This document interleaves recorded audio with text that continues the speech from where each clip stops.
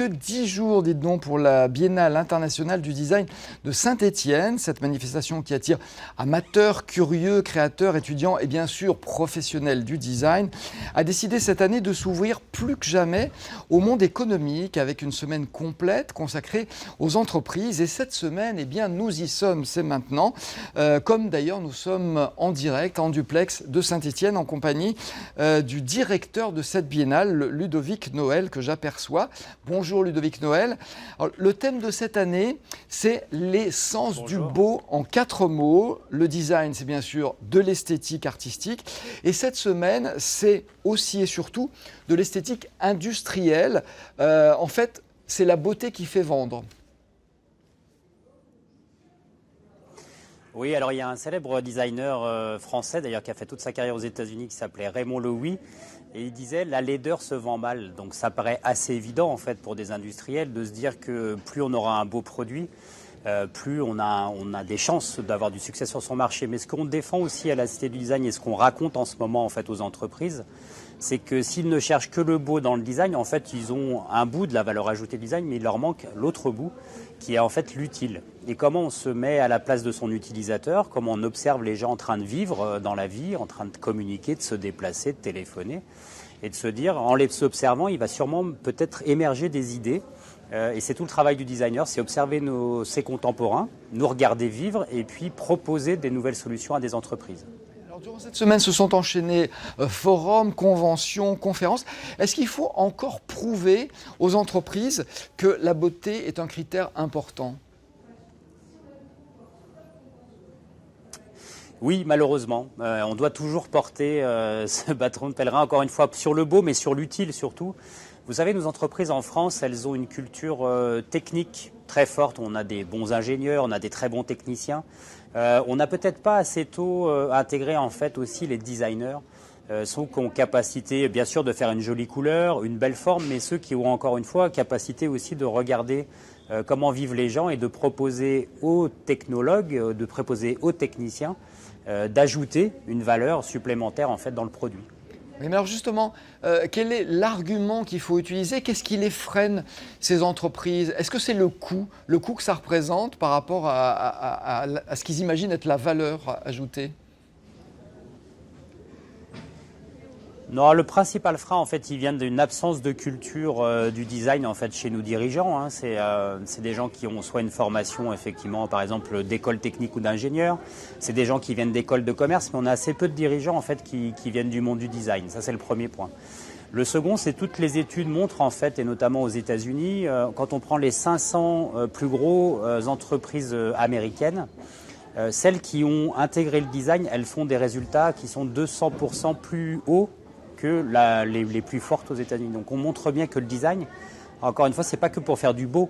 C'est pas sympathique d'avoir des jolis produits. En fait, le design, il est vraiment là pour permettre aux entreprises de faire plus de chiffre d'affaires. Et dans la compétition mondiale dans laquelle nous sommes, les entreprises françaises devraient plus rapidement en fait intégrer des designers dans leurs équipes.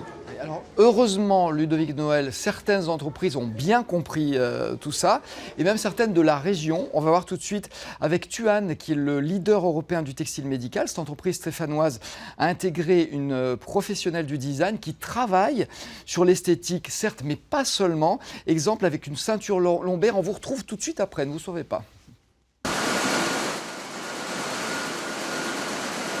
Cette ceinture, elle a une vraie fonction. C'est de soulager. Cet usage, il est pensé pour une cible précise. Donc dans le design, il y a beaucoup de sociologie. Il y a aussi évidemment beaucoup d'ergonomie. Elle est pensée pour ne pas coûter trop cher et ce qu'on pourrait appeler l'identité de la marque. Marie Gérard est designer chez Tuan depuis 8 ans.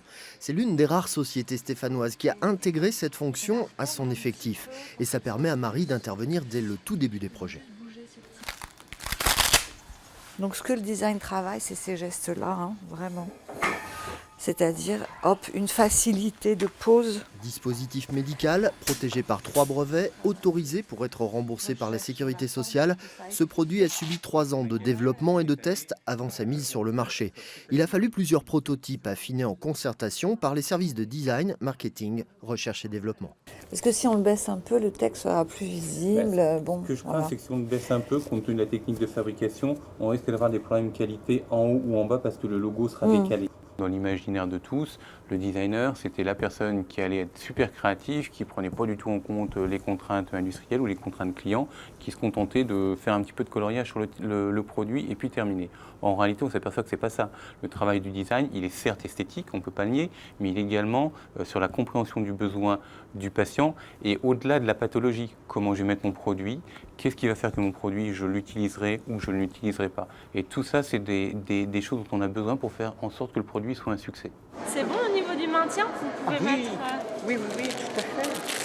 Thuan a choisi d'exposer parmi les labos de la Biennale du Design qui se tient en ce moment à Saint-Étienne, tout comme une dizaine d'industriels, dont son concurrent ligérien Sigvaris. C'est l'opportunité d'atteindre un public plus large que celui des pharmacies, qui peut toucher, essayer, commenter. C'est souvent le bouche à oreille qui porte les produits, et puis s'il est bien conçu, il fonctionne et il se vend bien. Voilà. Ça, c'est vraiment la vraie sanction. Voilà. Preuve que le travail de Marie a été remarqué, cette ceinture a été labellisée Observer de Design 2015, un prix décerné par l'Agence pour la promotion de la création industrielle. Voilà, et on retrouve en direct de la Biennale du Design à Saint-Étienne Ludovic Noël, son directeur. Cette entreprise que l'on vient de découvrir, elle participe au labo. C'est une expérience que vous aviez déjà menée il y a 2 ans, qui a eu beaucoup de succès. J'aimerais que vous nous expliquiez ce que sont ces labos. Alors les labos, c'est parti de 2 principes. Le premier, c'est que quand on vient visiter la Biennale, vous savez, on voit des objets du quotidien, on voit des montres, des vélos, des voitures, des chaises, des tables. Et donc nos visiteurs ont envie de toucher, en fait, et c'est une exposition. Donc sur une bonne partie de la Biennale, on n'a pas le droit de toucher. Donc ça, c'est le premier point de vue, c'est est-ce qu'on peut créer un lieu dans lequel nos visiteurs auraient la possibilité de toucher les produits.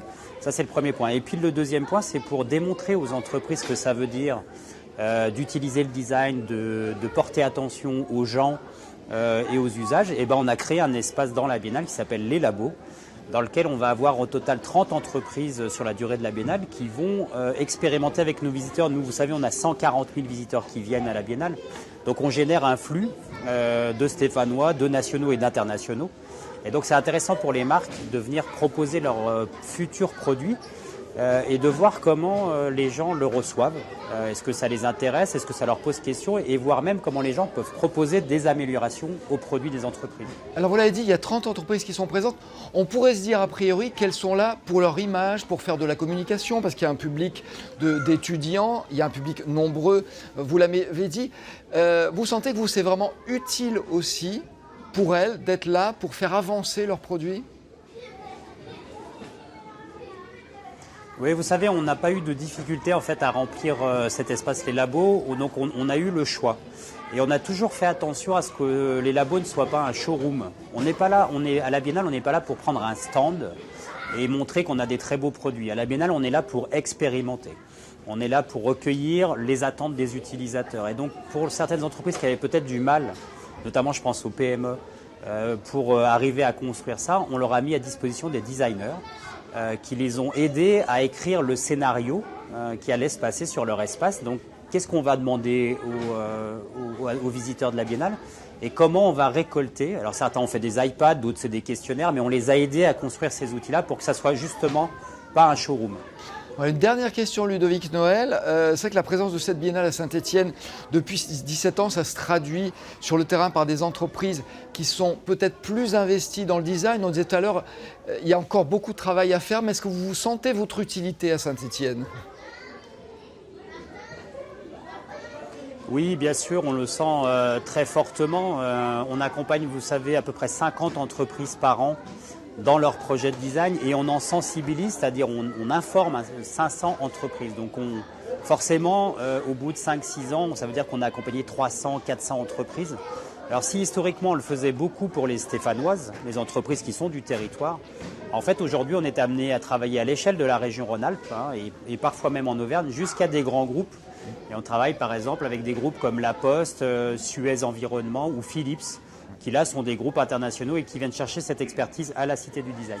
Très bien. Écoutez, merci beaucoup Ludovic Noël. On voit que même les enfants ont leur place à la Biennale. Merci, on les a aperçus derrière vous. Et je rappelle que cette Biennale internationale du Design, c'est à Saint-Étienne et c'est jusqu'au 12 avril. Bien